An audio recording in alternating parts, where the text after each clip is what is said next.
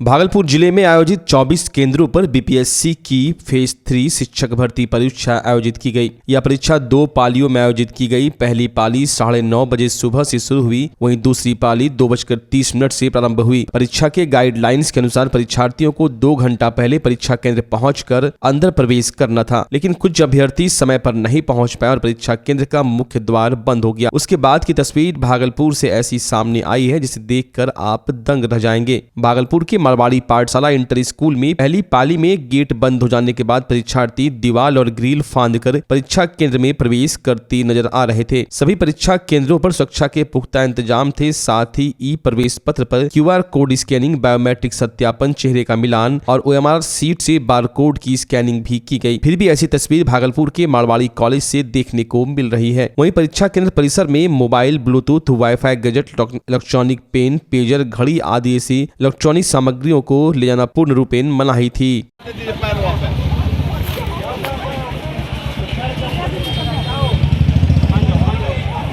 जाओ भाई जाओ। बात करने दीजिए, बात नहीं करने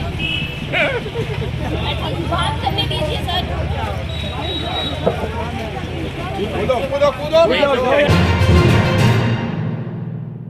चतुर्थ वर्गीय कर्मचारी के पद पर नियुक्ति की प्रक्रिया जल्द प्रारंभ कराने की मांग को लेकर कर्मी लगातार जिलाधिकारी कार्यालय के चक्कर काट रहे हैं। वहीं मामले को लेकर आज भी चतुर्थ वर्गीय कर्मचारी जिलाधिकारी कार्यालय पहुंचे, मगर जिलाधिकारी से उन लोगों की मुलाकात नहीं हो पाई, जिसके बाद सभी कर्मचारी मायूस होकर लौट गए। वहीं एकजुट हुए कर्मचारियों ने कहा कि हम लोगों के साथ विभाग लगातार टाल मटोल का रवैया कर रही है। इस बात से आक्रोशित होते हुए कर्मियों ने कहा कि अगर हमारी मांगे नहीं मानी गई तो हम लोग 20 मार्च को 1 दिवसीय धरना प्रदर्शन करेंगे। हम लोग वर्ष 2016 में चतुर्थ वर्गीय कर्मचारी की बहाली भागलपुर स्थापना शाखा के द्वारा निकाली गई थी। इसमें हम लोग सभी आवेदकों ने अपना अपना आवेदन ऑनलाइन अप्लाई किए थे और अप्लाई करने के बाद आज 8 साल हो गया। इस 8 साल के दरमियान में अभी तक न हम लोग की बहाली हुई है और न ही जो है क्या कहते हैं फ्रेश पैनल बनाया गया है। 4 बार इस के आलोक में जो है आवेदन को क्या पैनल को बनाया गया, फिर उसको रद्द कर दिया गया। विभाग अपने आप रद्द करती है,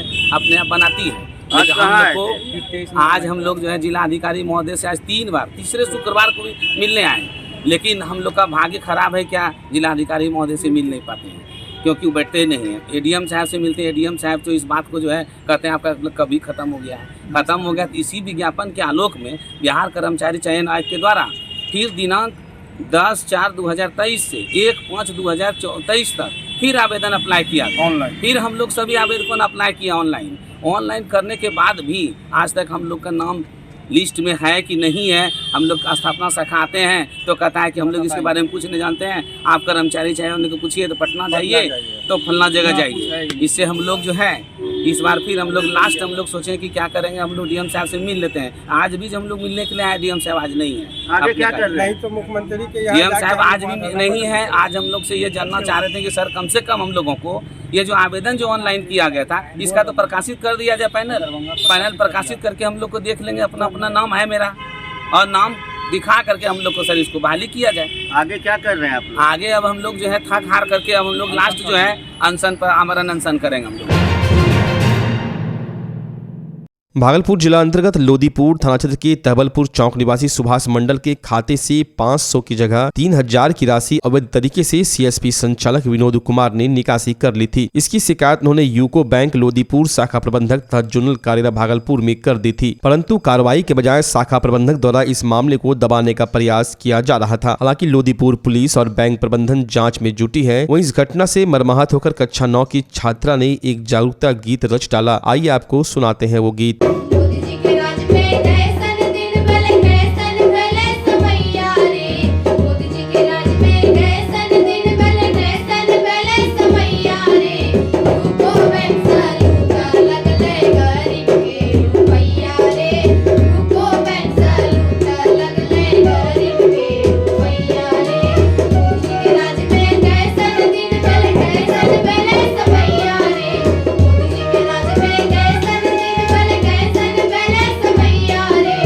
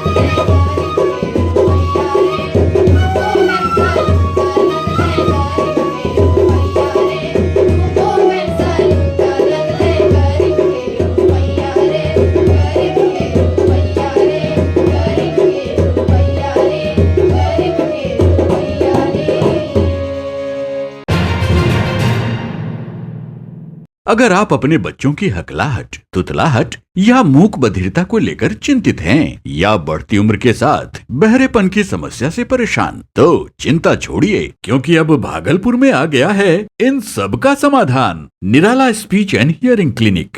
ऑडियोलॉजी, स्पीच थेरेपी के साथ साथ विश्व स्तरीय best digital hearing aid with rechargeable and Bluetooth facility. तो आज ही सुनने की जांच कराएं तथा सुनने की मशीन लगवाएं। निराला स्पीच एंड हियरिंग क्लिनिक। हमारा पता है बड़ी पोस्ट ऑफिस के सामने, मेट्रो मिर्ची रेस्टोरेंट तथा सेंट्रल बैंक वाले रोड में, भागलपुर। मोबाइल 7050193341। हमारी 2 और भी शाखाएं हैं। पूर्णिया में Panchvati complex, Bihar talkies road, line Bazar, Purnia, और अररिया में टाउन हॉल के सामने वाले मिर्जा गालिब रोड में, AB मेडिकल के समीप। बच्चा जब जन्म लेता है तो कई बार बच्चा तुरंत नहीं रोता है, रोने में देर हो जाता है। ऐसे में बच्चा क्षतिग्रस्त हो जाता है और उसके बचने की संभावना कम हो जाती है, और यदि बचा तो भविष्य में उसमें विकलांगता की समस्या आती है, जिसे CP कहते हैं, जिसका कोई माकूल इलाज नहीं है और ज़िंदगी भर बच्चा विकलांगता से जूझ सकता है। ऐसे में पूरे संसार में कूलिंग थेरेपी का सहारा लिया जाता है। जन्म से ठीक 6 घंटा के अंदर यदि उसको कूलिंग थेरेपी दिया जाए तो उससे उसका CP की समस्या कम होती है और बचने की भी संभावना बढ़ती है। पहली बार बिहार झारखंड में आपके शहर के स्नेह नवजात शिशु बाल सेवा केंद्र में यह मशीन उपलब्ध है। कभी भी ऐसी बात हो कि बच्चा रोने में विलम्ब हो गया तो आप स्नेह नवजात शिशु बाल सेवा केंद्र में जरूर संपर्क करें।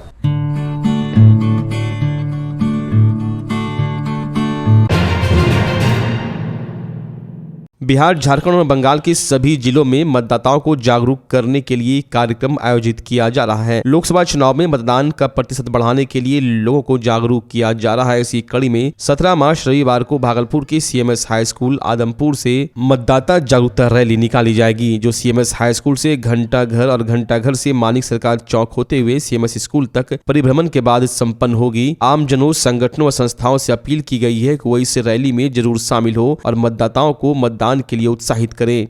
जैसा कि अभी सर बता रहे थे मतदाता जागरूकता अभियान के बारे में, प्रभात खबर लगातार इस सब चीज़ों को करता रहा है, लेकिन इसके पीछे की जो सबसे बड़ा मकसद ये है कि इसमें जितने भी लोग हैं, सारे संस्था को हम लोगों ने व्यक्तिगत रूप से संपर्क कर न्योता दिया है। साथ ही में एक एक परिवार को आप सभी के माध्यम से, परिवार के एक एक सदस्य को जागरूक करने के लिए एक आह्वान करते हैं कि उसमें महिलाएं भी जो खुलकर सामने आए। पुरुष तो रहते ही हैं, और ख़ास करके पुरुषों से भी मेरा निवेदन है कि घर की महिलाओं को भी बाहर लाएं, जो चीज़ इस भागीदारी में शामिल हो। और जिस दिशा में हम सब बढ़ रहे हैं, एक स्वस्थ समाज के लिए आपका मतदान जरूरी है।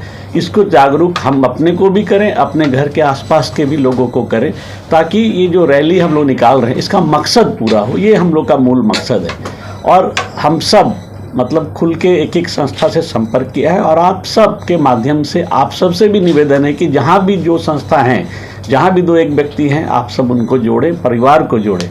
और ये प्रभात खबर के सामने CMS मैदान है, यहाँ पर हम लोग सुबह 7 बजे जुड़ेंगे, 6:45 बजे से हम लोग यहाँ जुड़ेंगे, और 7 बजे ये रैली यहाँ से निकलेगी। यहाँ से घंटाघर चौक होते हुए, मानिक सरकार चौक होते हुए, फिर हम लोग वापस यहाँ आके इसका समापन करेंगे। झारखंड, बिहार और बंगाल के इलाके में मतदाता जागरूकता के क्षेत्र में काम करता रहा है। इसकी वजह, सबसे बड़ी वजह क्या है कि प्रभात खबर अखबार की एक जो भूमिका रही है कि हमारी सामाजिक जिम्मेवारी क्या है अखबार खबर छापने के अलावा। तो अब ये मोटे तौर पे समझिए कि भारत जो है सबसे बड़ा लोकतांत्रिक देश है, और उसके सामने सबसे बड़ी चुनौती ये आ रही है कि हर साल दर से चुनाव दर चुनाव जो है मतदान का प्रतिशत घटता जा रहा है। जब मतदान लोग खुल के करेंगे नहीं, मतदान का प्रतिशत घटेगा, तो अच्छे और योग्य प्रत्याशी आ नहीं पाएंगे। इसको लेकर बिहार और झारखंड के इलाके में हर चुनाव में, संसदीय चुनाव हो या विधानसभा का चुनाव हो, लगातार प्रभात खबर की कोशिश रहती है कि मतदाता जागरूकता का कार्यक्रम चलाए। उसके लिए हम लोग छोटे छोटे स्कूल से लेके सब जगह पे इवेंट करते हैं। उसी इवेंट की कड़ी में 17 मार्च को भागलपुर में जो है हम लोग यहाँ CMS कंपाउंड से एक मतदाता जागरूकता रैली निकाल रहे हैं, जिसमें विभिन्न सामाजिक संगठनों के लोग जुड़े हैं, विभिन्न स्वयंसेवी संस्थाओं के लोग हमारे साथ आ रहे हैं।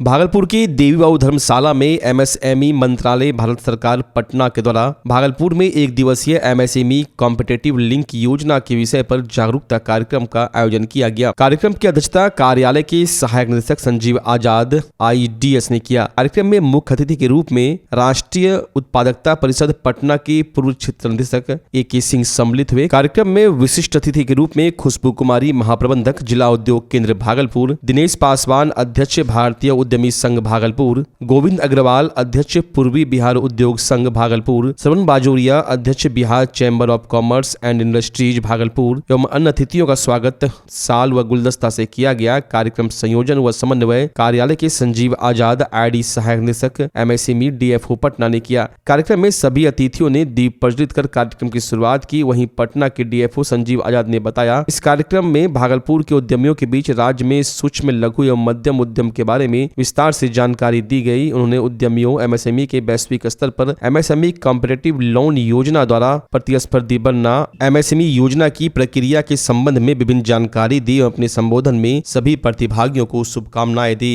लीन मैन्युफैक्चरिंग टेक्निक्स के ऊपर कार्यशाला का आयोजन किया जा रहा है, जिसमें भागलपुर के जितने भी भावी उद्यमी और उद्यमी जो हमारे यहाँ मौजूद हैं वो इसका लाभ ले सकेंगे, जिसमें अपने उत्पादन को कैसे बढ़ाया जाए और कैसे वेस्टेज को कम किया जाए और कम जगह पर कैसे हम अच्छे उद्योग को लगा सके। और दूसरी चीज़ है कि जो हमारी लागत आ रही है जो प्रोडक्ट की, उसको हम कैसे कम सके, इसी पर विस्तृत जानकारी और भारत सरकार की जो योजना है जिसमें 90% तक अनुदान देने का प्रावधान है, जिसका वो लाभ ले सके।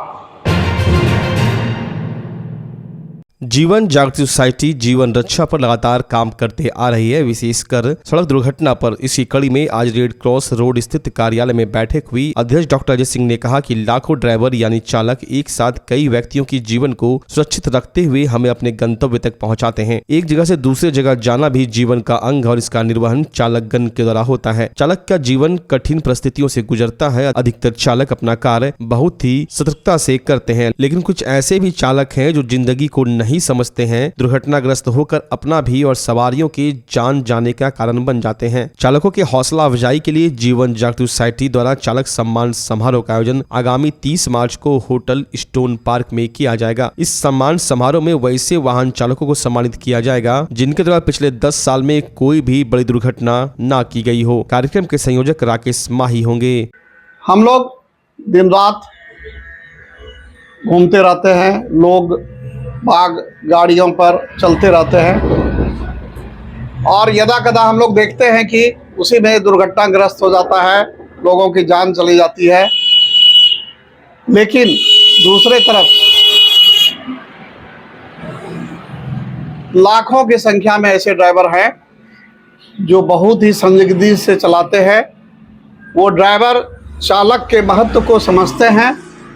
उनके दिमाग में हमेशा रहता है कि जान सिर्फ मेरी प्यारी नहीं है, हम जिनको ले जा रहे हैं वो मेरे भरोसे है। और वह गाड़ी है बहुत ही स्थिरता से चलाता है, यातायात के नियमों का पालन करता है और अपने वाहन मालिकों को या सवारियों को वो सुरक्षित गंतव्य तक पहुंचाकर उनके लक्ष्य की प्राप्ति करने में मदद करता है।